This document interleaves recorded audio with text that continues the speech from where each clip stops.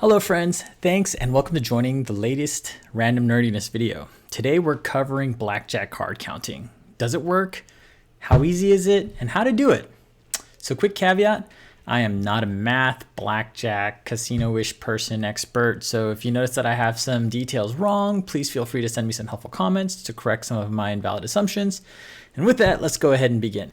Does it work? Mathematically, it seems so. I've been running various simulations that consistently win. How easy is it? Well, my personal opinion is that I think it's actually quite difficult, but opinions vary, so I'll explain the process and leave the opinion of how easy it is to you. So how to do it? First, you have to learn blackjack basic strategy. There's tons of information out there. Some really smart people figured it out a while back. Basically, the optimal way to play to lose the least amount of money, and these are very generic rules. Second, you got to learn how to count using the high-low strategy.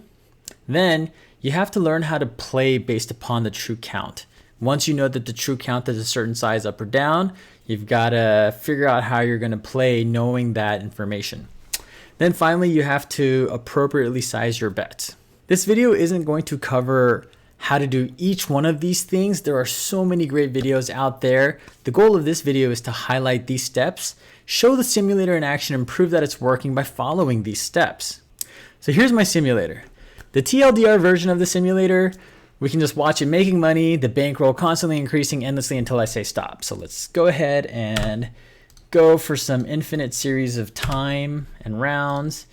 Go, boom. And we can see the bankroll just growing and growing and growing. Look at that, with $600,000, $700,000. So much money, right?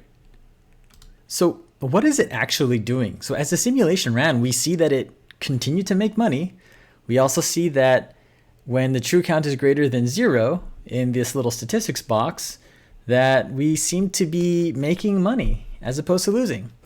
And the higher the true count is, the more money we seem to make. So one interesting variable is this earning ratio variable that I'm highlighting here. It's people in the blackjack community and the math experts and all those experts, but probably have a better name for this. I named it that because that's all I could think of as a name as I was going through this. But basically it's the percentage of how much money you're going to win per hand. So you would take the amount that you bet and multiply it by the ratio and then figure out how much you're going to make over the long term per round. So if the true count is less than 0 or 0, you'd be basically losing 60 cents per hand. And if it's 9 or greater, you'd be making $1 per hand. Seems pretty good. But that's generally how the earning ratio works. Now prior to this video, I ran about 500 million rounds, and it takes a little while to do that, so I doubt anybody really wants to watch it, but here's the output of it. Now, we'll see that the earning ratio of true count 0 is negative 0.53, and we lost $19 million over the 500 million iterations. You can see that it ran 377 million rounds on that. Now let's take a look at our true count 3 example. We see a few deltas is that we're winning a smidge more than we won when our true count was 0 or less. And we also see that our blackjack win rate is almost a full percentage greater than if it were true count 0. Let's see what else. Our losses are down just a smidge from the true count 0. But again, like all these percentages really add up over time. Our loss of double down is almost a full percentage lower. And if we look at our earning ratio, it's 3%. Now, if we look at our true count 4, we see that the earning ratio is over 5%. The value here isn't really important because it's on my really weird true count multiplier variations. But hold tight because we're going to cover that topic in a little bit. So to prove that the simulator is doing what I claim it to be doing, let me minimize this. I'm going to increase the tick delay to a really big number, and then we'll slowly go through the steps that you'll need to do really fast in your head.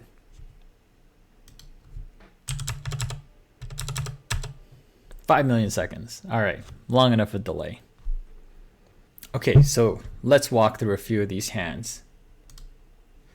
We see now that our first hand has player with a 20, the dealer with the 20, both pushing. No money changes. We started off with a player hand of 10,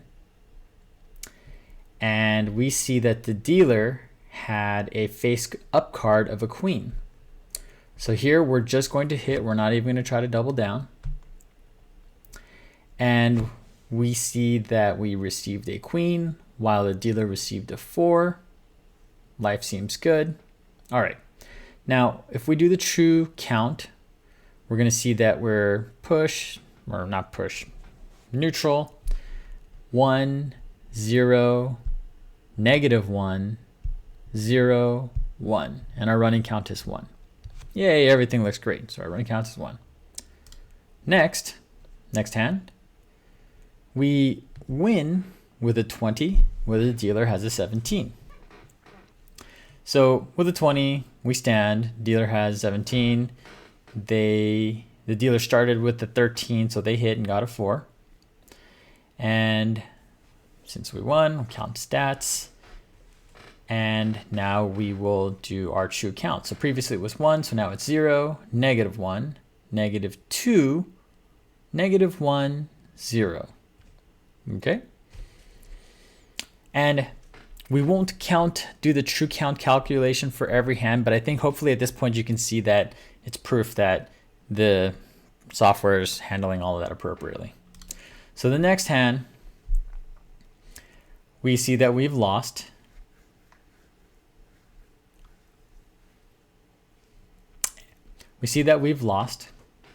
We had a 14 on the initial draw, and then the dealer had a 15. Sorry, the dealer had a face-up card of a jack. So we have a 14. So now this was a pair, and we could see what we can do. However, since the dealer's face-up card was a 10, it chooses to hit instead of a split. So we hit, we drew an 8, and we busted. The dealer didn't have to do anything because we busted. They moved on. And if we do the true count calculation again, nothing changes here. Would have become a -1 and 0 again. Okay, so no more true counting, but you guys should get the picture. All right, next hand, we see that we've lost. We had a 14. The dealer had a face-up card of a 10. With a 14 and dealer card 10, we hit, we busted, we cried, we lost money.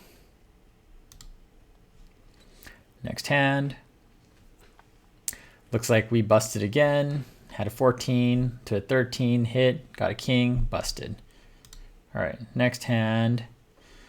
We had an 18 to the dealer 20. All right, that one looks pretty typical. Wouldn't have done anything. We lost immediately. Okay, we had 20, pushing to a dealer 20. Looking for an interesting hand here. Still seems pretty normal play, nothing super complex. What I'm hoping to find, you guys, is the behavior of when we hit a soft total or a pair. So 18 to 17, 19 to 21, 14 to 17. Wow, we are getting crushed. All right, here's an interesting scenario. So we surrendered. You can see that the hand that we had was a 15 to a dealer up card of 10, so we surrendered. Not all casinos allow this, so we may run another simulation later where we don't have it, but that's what happens here. The dealer here has a blackjack, so since the dealer had a blackjack, we basically immediately lose. The true count is -7, so we would not have accepted the insurance. Here we have a blackjack. The dealer does not. The dealer did not have an ace or a 10 card showing, so they wouldn't even have an opportunity to push the blackjack. Here's interesting. So our true count is 4, and our dealer got a blackjack. They had an ace card up. At this point, the dealer would offer the player insurance. Since its true count is over 4, we accepted it. And since we did accept it, we didn't end up losing money. It ended up just pushing. I'm now thinking I should have built something in that will wait when it is a specific hand that I'm looking for, but I did not. Here we had a blackjack, but so did the dealer. Okay, so here we had a pretty interesting scenario because we had a pair of aces on the initial draw. So with the pair of aces, where are we? Pair of aces, it says split basically no matter what the dealer has. And the dealer had a 6 face card showing. So on the first hand, after it split, turns out that it got another ace, and then it split again. So after it split again, we then played out the first hand, which the player drew a 7. So with a soft total of a 7 and the dealer having a 6, it looks like we would have tried to double down here if possible. Some casinos will allow it, some won't. Our second hand, we drew a 3. So ace 3 versus a 6. It looks like it's a double again. And then finally, we had a ace 2 to the 6. So we just hit. All right. Resulting was a 16, 14, 13. Resounding losses here. So we lost a ton of money. So that previous loss was probably on the true count 4. We see the double down loss percentage here, 50% because of that horrifying loss. But again, this is over large numbers. Sometimes you win, sometimes you don't, but the overall average is what's important. So now that we've walked through a number of variations hand by hand, I wanted to have the simulator do what it was intended to and do 100 different simulations, doing 10,000 hands per simulation, and see how it performs. And we can see that we average roughly about $5,900 per simulation, which seems pretty good. I do want to highlight an important detail about this and put this in perspective though. This simulator is playing millions of hands, 10 million in this specific case. I've watched a few live streamers play blackjack, and it takes them about 30 to 45 seconds to play any given hand. So to be optimistic, let's say you play 1 million hands at 30 seconds per hand. And if you do this, it's basically playing non-stop for 347 days. But if you do the math, that's like about $700,000 a year non-stop. And if you take down having any semblance of sleep or doing this as like a normal 8-hour day job, it's cut down to $233,000 a year. Naturally, doing it 5 days a week, having weekends off and vacations, all of that, like you make about $147,000 a year, and that's not bad, right? The problem with this is that what your specific bet amounts will generate what some people call heat. Now, in my particular scenario, you can see that my minimum bet is $10, but my maximum bet is $320.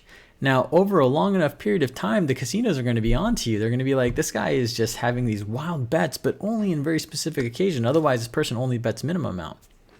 So let's adjust our simulator and modify those bets so that it's not as big. So instead of doing $10 when true count is 1, we'll do 25. And this is a multiplier, so I'm putting 2.5. When true count is 3 and 4, we'll do $50. True count is 5, we'll do $100. And if anything greater than true count of 5, we'll do $20. So previously, we saw profits averaging about like $5,000, $5,900, whatever. There's several simulations, but it's roughly about $5,000. And then when we reduce these variances of how much we're going to bet, we see that our average profit went down to $3,400 per simulation. So not terrible, not as great as 5,000, but this will allow you to probably not get kicked out. Now, still seems pretty wide variance. Again, you're betting starting from $10 to $200. So let's try a more conservative. I'm just gonna bet $20, 30, 40, 50, 60, and 70. Not as big variances, and maybe the casinos will catch on to you, but it just doesn't seem as stark. So previously it was $3,000 per simulation,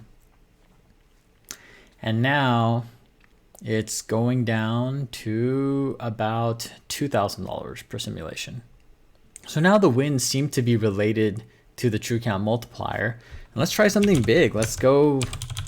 We're gonna bet minimum of 10, but when a true count is greater than 0, we're gonna bet $100, $200, $300, $400, $500, $600 when it's greater than 6, and let's see what happens.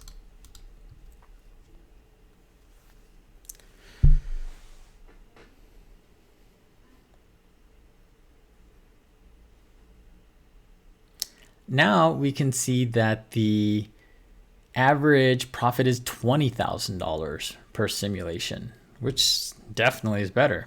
But again, you're having these wild bets from the minimum, and it will probably be noticed. So now let's try something silly. Let's change that up to 600 for everything. Basically, you're gonna bet $10 on a normal bet and $6,000 otherwise. Now, if we do this, another interesting artifact occurs that we didn't really see previously because I had a kind of safe tolerance, but we see that our lowest bank is -$5, which means that actually occasionally this thing busts. Now, we do see that our average profit per simulation is still significantly higher. We're basically making $166,000, but there are times that you'll go in there with a $100,000 bankroll and walk away empty-handed. Since we know that with the larger bet multiplier, it's actually very possible for us to lose our entire bankroll, we want to be able to wisely choose exactly how much we're betting so that we don't go bust and that we can actually still sustain making money. I haven't been to Vegas in a while, but even when I went, it was pretty rare to find a $10 table. More often I would find the $15 tables or $25 tables that were open and available to play. So if you do run into that and you're trying to mitigate busting, the best strategies is realistically just to head over with a bigger bankroll or use smaller betting unit multipliers. Now, even if you flat bet, playing the game with true count variations will still give you an edge. So you won't make a ton of money, but it'll still be net positive. Next, let's move on to variables. Casinos will have all sorts of rules, from the number of decks that they'll play to the way that you can actually play out the decks as well. So when you're playing a game that has continuous shuffling, you'll always be at a disadvantage. You won't be able to count the cards, and the game, all you can really do at that point is use basic strategy. So what you'll look for is playing games that actually do have multiple decks. Now even when you play a game that has multiple decks, there are still other variations, such as some casinos won't let you surrender. They won't let you double down in situations. They won't let you split in situations. So those will all play into how much more that you can win leveraging any of these strategies. So take that in mind when you are actually trying to practice this in a casino. The other thing too is when you see other players playing, no matter whether they're hitting on the last hand or not, none of that impacts it at all. All that is important is what is the true count and how you're going to play based upon that. So with all of that, I really hope all of you enjoyed watching this video to see just how you can beat the house in blackjack. I had a lot of fun putting this all together, and if you had a good time, please do me a huge favor. Click on the like, subscribe, and share this with any of your friends who would be interested. Thanks a lot, guys.